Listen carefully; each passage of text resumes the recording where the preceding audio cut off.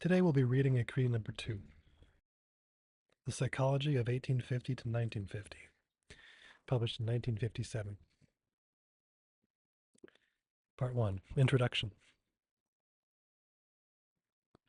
The psychology in the 19th century inherited from the Enlightenment the concern to align with the science of nature, the concern to rediscover in man the extension of laws that govern natural phenomena, the determination of quantitative links, the elaboration of laws that operate in the manner of mathematical functions, the implementation of hypothesis experiments.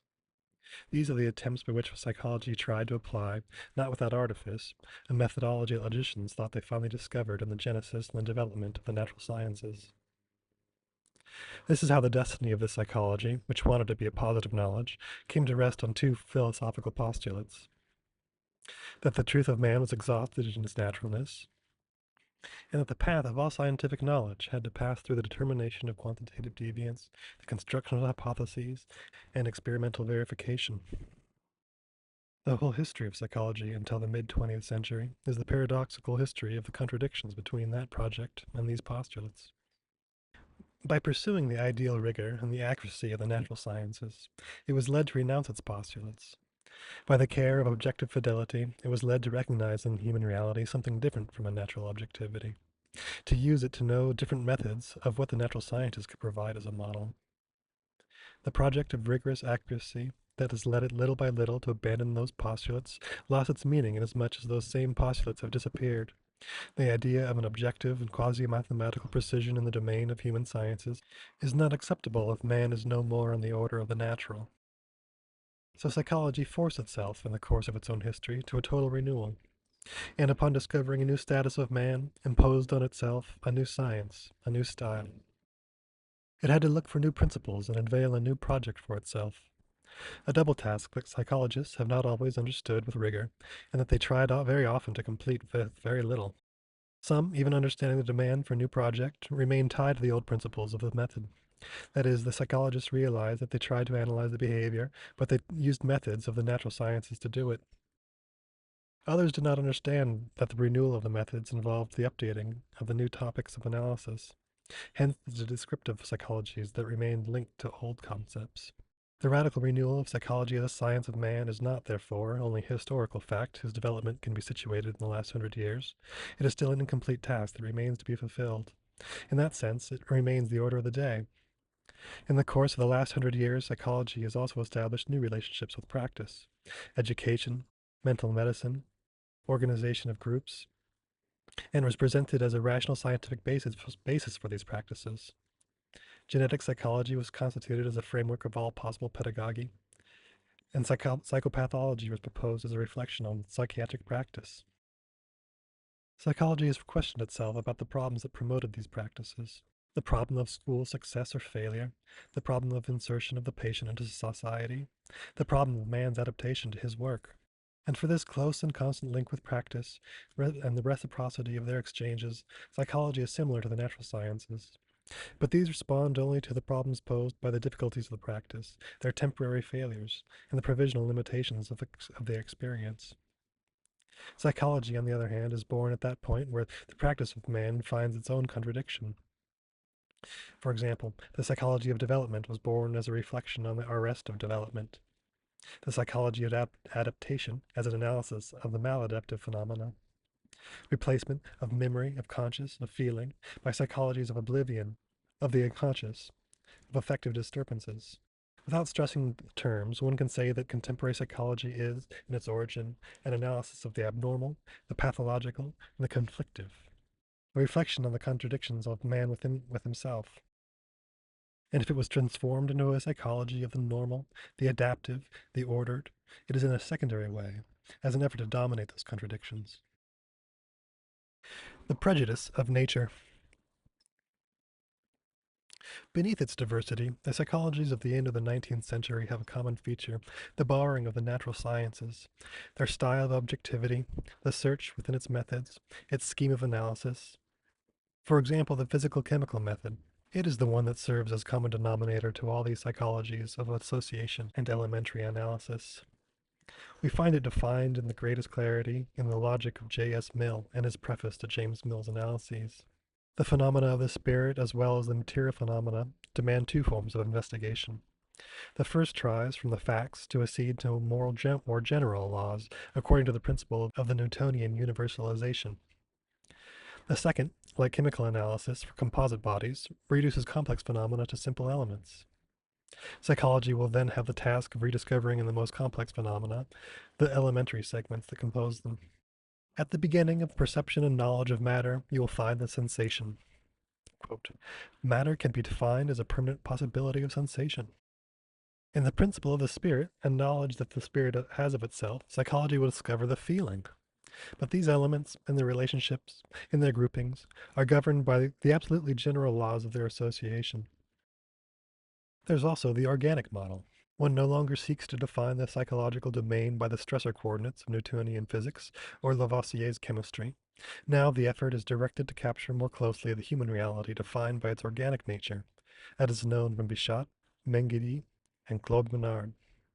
The psyche, like the organism, is characterized by its spontaneity, its capacity for adaptation, and its processes of internal regulation. Bain, from the study of instincts, Fechner, through the analysis of the relationship between the stimulus and the sensory effect, Wundt, to return to the problem of the specific activity of the nerves, all valued the essential theme, the psychic apparatus of functions. The psychic apparatus functions not as a mechanism, but as an organic group, in which the reactions are originary and consequently irreducible to the actions that trigger them. It is necessary, as Wundt said, to replace the principle of material energy with the principle of growth of spiritual energy. It is in this sense that at the end of the 19th century, experimental research on the absolute and different thresholds of sensitivity and the studies on reaction times of reflex activities were undertaken. In a word, this whole constellation of psychopsychological studies, in which the organic insertion of the psychic apparatus was sought. The same organic inspiration aroused research into the internal regulations of psychism, pleasure and pain, tendencies, feelings, emotions, will. For Bain, pleasure results from the harmony of sensations, and pain from the contradictions of their conflicts. Underneath consciousness phenomena, Ribot seeks the principle of those regulations that characterize active life and affective life. In a region where that pleasure and pain do not afflict yet, there is a dynamic unconscious that works, that elaborates in the shade, incoherent or adapted combinations. This sub-personality envelops in its depths the origin of the great affective trinity, constituted by fear, anger, and desire. They are the three instincts born directly from organic life: defensive instinct, offensive instinct, and nutritional instinct. And lastly, the evolutionary model. The origin of species was, in the mid-19th century, the beginning of a considerable renovation within the sciences of man. We see the abandonment of a Newtonian myth replaced by the Darwinian myth. Its themes have not disappeared completely from the horizon of psychologists. This magnificent mythology serves as a setting for Spencer's system of philosophy. The principles of psychology are preceded by the principles of biology, which are followed by the principles of sociology. Thus, we can describe the evolution of the individual as a process of differentiation, horizontal movement of expansion towards the multiple, and by a movement of hierarchical organization, and vertical movement of integration into the unit. Thus, the species proceeded in the course of evolution, and thus societies will proceed in the course of their history. The individual proceeds in the course of their psychological genesis from the undifferentiated feeling to the multiple unity of knowledge. Both Jackson in neurology and Ribot in pathological psychology resumed these Spencerian themes. Jackson defined the evolution of nervous structures by three principles, going from the simple to the complex, from the stable to the unstable, from the most organized to the least organized. And this implies, as a counterpart, that the disease follows the inverse route to evolution. It deteriorates the most unstable and newer structures first, and moves quickly towards the strongest and oldest structures. But the disease is also dissociative. The suppression of the superior structures causes a disintegration that discovers and releases the lower instances. Ribot transferred Jackson's neuropsychiatric analyses to the domains of personality, feelings, will, and memory. For example, in amnesias, the oldest and most stable memories are those that remain, while the most recent and superficial ones are erased. Or in the alterations of affective life, the egoistic feelings that are also the most archaic reappear, as the automatisms arise again when the will, or the unconscious structures of the personality, or when the lucid forms are neglected. The importance of evolutionism for psychology is undoubtedly due to the fact that it has been first to show that the psychological fact has no meaning other than in the relation of the future already past, and that its current content rests on a silent background of previous structures that burden it with a whole history, but that it implies at the same time an open horizon towards eventuality. And finally, that psychological life has an orientation. But in order to separate the psychology of prejudice from nature, it remains to show that this orientation is not only a force that develops, but a meaning that is born. The discovery of meaning. The discovery of meaning took place at the end of the 19th century, along different paths, which, however, seem to belong to a common landscape. A single direction seems to be taking shape. It is a matter of setting aside the too broad and general hypotheses by which man is explained as a sector of the natural world. It is about returning to a more rigorous examination of the human reality, that is, better made to measure, more faithful to more faithful to its specific characteristics, more appropriate to everything that in man escapes determinations of nature. It is to take man not at the level of that common denominator that assimilates him to all servants, but on his own level, in the behaviors in which he expresses himself, in the conscience in which he recognizes himself, in the personal history through which he was constituted.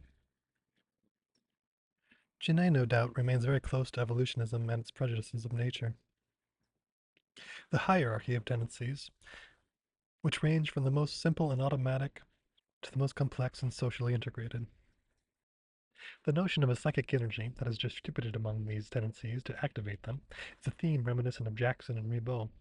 However, Genet is led to overcome this insofar as he considers as the subject of psychology not the reconstructed structures, nor its supposed energies, but the real behavior of the human individual. By behavior, Genet understands not as that external behavior in which meaning and reality are exhausted by confronting it with the situation that caused it.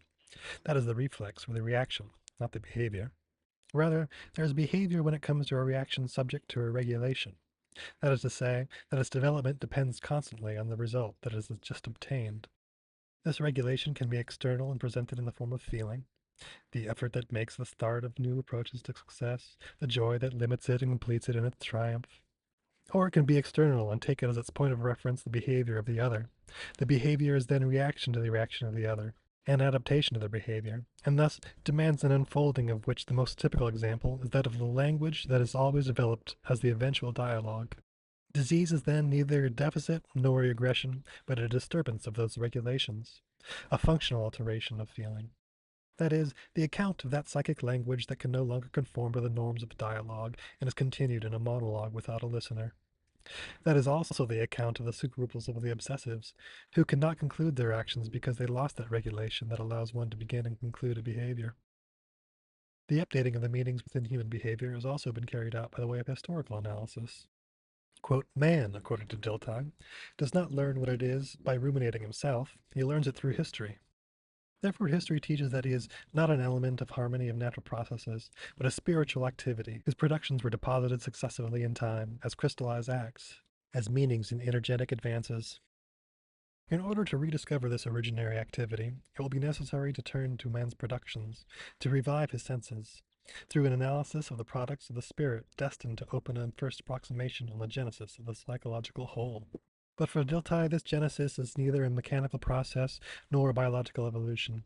It is a movement proper to the spirit that is always its own origin and its own term. It is not a question, then, of explaining the spirit by something other than itself, but when placing oneself inside one's activity and trying to coincide with that movement within which one does and creates, what is necessary above all is understanding. The theme of understanding, opposed to the explanation, was taken up by phenomenology, that, following Husserl, made the rigorous description of what was lived the project of all philosophy. The subject of understanding has retained its validity, but instead of recasting it on a metaphysics of the spirit, like Dilthey, phenomenology has established it on an analysis of the immanent sense of the lived experience. Thus, Jaspers could distinguish in pathological phenomena the organic processes that are referred to the causal explanation, to the reactions of personality, to the developments that involve a kind of vivid meaning that the psychiatrist should try to understand. But no form of psychology gave more importance to meaning than psychoanalysis. Without a doubt, psychoanalysis continues to be linked in Freud's thought to its natural origins and to the metaphysical or moral prejudices that its marks have left for it. Without a doubt, there is, within the theory of the instincts, the instinct for life or expansion, the instinct of death and de-repetition, the echo of a biological myth of the human being. Undoubtedly, in the conception of disease as a regression to an earlier state of effective development, we find Spencer and the evolutionary ghost from which Freud could not save us, even in his most dubious sociological implications. But the history of psychoanalysis has done justice for itself against these retrograde elements. The importance of Freud undoubtedly derives from the very impeccability of his concepts. It is within the Freudian system that this great transformation of psychology takes place. It is in the course of Freudian reflection that causal analysis was transformed in the genesis of meanings, that evolution gave rise to history, and that the requirement to analyze the cultural medium replaced the recourse to nature. Psychological analysis for Freud should not start from a separation of the behaviors between the voluntary and the involuntary, or the intentional and the automatic, or between the behavior normally ordered and the pathological and disturbed behavior. There is for Freud no difference in nature between the voluntary movement of either a healthy man or hysterical paralysis. Beyond all manifest differences, these two behaviors have a meaning. Hysterical paralysis has the meaning of the action that it rejects, the intentional action of the action that it projects. Meaning is coextensive to all behavior. Meaning is coextensive to all behavior. There where it does not appear, for example in the dream, in the absurdity of a lapse, in the eruption of a game of words, it is present, but in a hidden way. And foolishness itself is no more than an artifact of meaning, a way in which sense becomes present by witnessing against itself. Consciousness and the unconscious are not, then, two juxtaposed worlds. They are rather two modalities with the same meaning. And the first task of therapy will be to modify this modality of meaning by the interpretation of dreams and symptoms. What are those immanent meanings of behavior that are sometimes hidden from consciousness? On one hand, they are ones that the individual history is constituted and crystallized in the past, around important events. The trauma is disordered. The trauma is a disorder of the affective meanings. The weaning, for example, that transforms the mother, object and principle of all the satisfactions, into an object that is subtracted in the beginning of frustrations. On the other hand, when these new meanings do not surpass and do not integrate the old meanings, the individual remains fixed to that conflict of the past and the present, within an ambiguity of the current and the non-actual, the imaginary, the real, and love and hatred. This is the major sign of neurotic behavior, and the second theme of therapy will therefore be the rediscovery of current contents and the past significations of present behavior. Yet as much as behavior is inhabited by the more distant past, it does not cease to possess a current sense. By saying that a symptom symbolically reproduces an archaic trauma, it is implied not that the past completely invades the present, but that the present defends itself against its reappearance. The present maintains a dialectical relationship with its past. Primarily in the unconscious, it separates the ambiguous meanings. It projects onto the actuality of the world the ghosts of the previous life. It transposes the themes to the levels of expression recognized as valuable. It is sublimation. In short, it erects a whole set of defensive mechanisms that the psychoanalytic cure is responsible for encompassing, in order to reactivate the meanings of the past through transference and abreaction. But what is the content of this present that maintains a dialectical relationship with its own past? What weight do you have in front of the latent mass of the advance? If it is not empty or instantaneous, it is to the extent that it is essentially a social instance, the set of norms that, in a group, recognize or invalidate one or another form of behavior. The dialectic of the past, the present, reflects the conflict of the individual forms of satisfaction and social norms of behavior. Or as Freud says, the id and the superego. The I, with the defense mechanisms, is the place of those conflicts, the point at which the anguish makes eruption into existence. In the psychoanalytic cure, the role of the therapist, by a game of dissatisfaction and frustration, is precisely to reduce the intensity of the conflict, to loosen the domain of the id and the superego, and to widen and strengthen the defense mechanisms. It does not proclaim the mythical project of suppressing conflict, but of transferring the neurotic contradiction into a normal tension.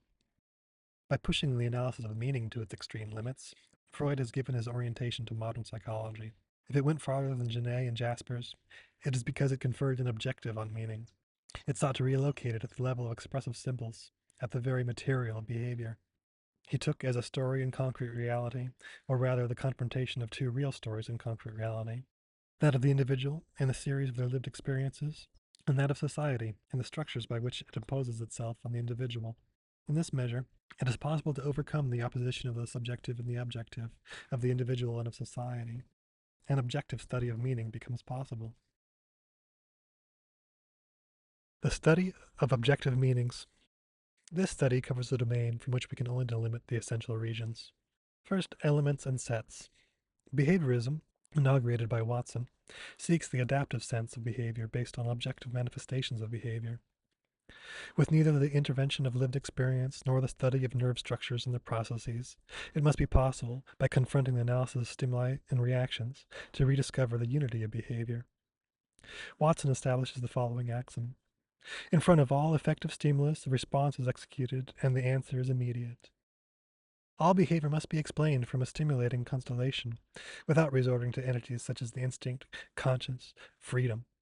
Conversely, in the face of any stimulus, it must seek a response, at least implicit, as is the case of either vegetative reaction, such as the emotions, or a silent laryngeal reaction, such as thought.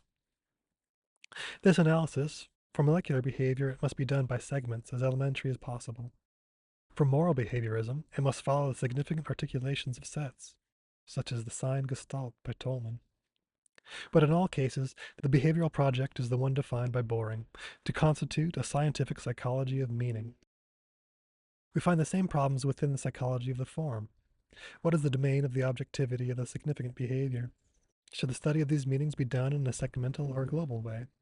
In the Gestalt theory, the second problem is the one that dominates the first and commands the solution. Wertheimer, Kohler, Kafka show that the structural qualities of the stimulus motivate, in their general reach, in the responses such as the perception that articulate the phenomenological field, both the intelligence that restructures it and the emotion that blurs the lines. One must therefore abandon the hypotheses of an immediate action of local stimuli, and define the relationship of a stimulating constellation with the response through a field that implies neither natural objectivity nor causal process. And this phenomenal field defines objectivity by the permanence and constancy of the figures. It replaces the causal processes with an interaction of the forces between the subject and the environment. The dynamic field of behavior becomes the major object of psychology. The second region in the study of objective meanings is that of evolution and genesis. These structures and the significations that inhabit them evolve in the course of individual evolution. Thus, for certain psychologists, such as Gissel, the emergence of structures takes place in behavior through a dull maturation of psychological schemes. For others, like Quo, it takes place through the progressive cohesion of the segmented and the acquired behaviors, which, by the iterative force of facilitation, are organized into general stereotypes of behavior. Between these two extreme forms of interpretation, genetic psychology, following Baldwin, seeks to take into account maturation and acquisition, and the necessary development and progress linked to the circumstances. Piaget attributes the utmost importance to the necessary development of structures that are both biological and logical, and he seeks to show how in the development of the first of these structures, from those that are irreversibly oriented and are concrete to those that are reversible and abstract, from the immediate reaction to the technical operation, a process that inverts and forms the negative image of the march of the history of the sciences. And so, from Euclidean geometry up to vector and tensor calculus, the psychological evolution of the child is nothing more than the reverse side of the historical evolution of the spirit. Wallen grants, on the other hand, maximum importance to the medium, showing in the psychological individuality, not something given by a result, the point of interference between the centripetal movements of emotion, sympathy, affective fusion, the centrifugal movements of the experience of the other and self-recognition. Thinking, therefore, does not refer to the logical model of the action, but rather it is the act that unfolds in a medium that is constituted as thought by the intermediation of the right, the symbol, and representation. Psychological evolution is not the development of structures already prepared, but the effective preparation of those structures. No longer a matter of spontaneous evolution, but active genesis. The third region in the study of the objective meanings, performance and skills. Another problem posed by the existence of these objective meanings is that of their manifestations and their appearances in the domain of observation. This is done according to two forms: the performance, that is the realization, the Leistung of the Germans, and the expression. Traditional psychology was a psychology of the virtual. The faculties were not inscribed, but between abstract possibilities. But now it is at the very level of reality, and within the framework defined by it, that we seek to determine the consequence of behavior.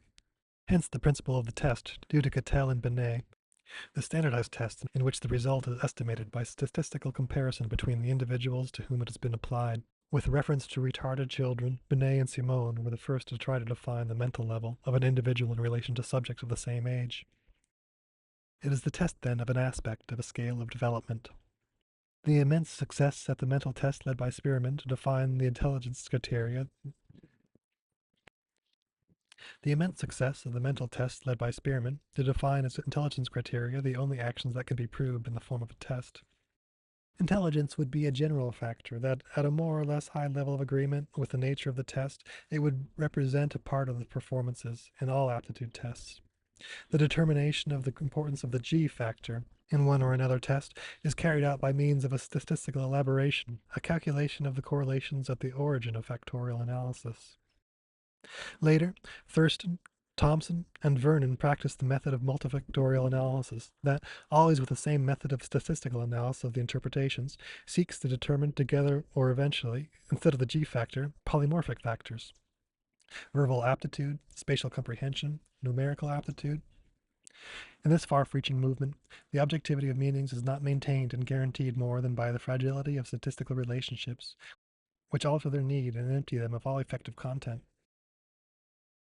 The fourth region in this study of objective meanings, expression and character.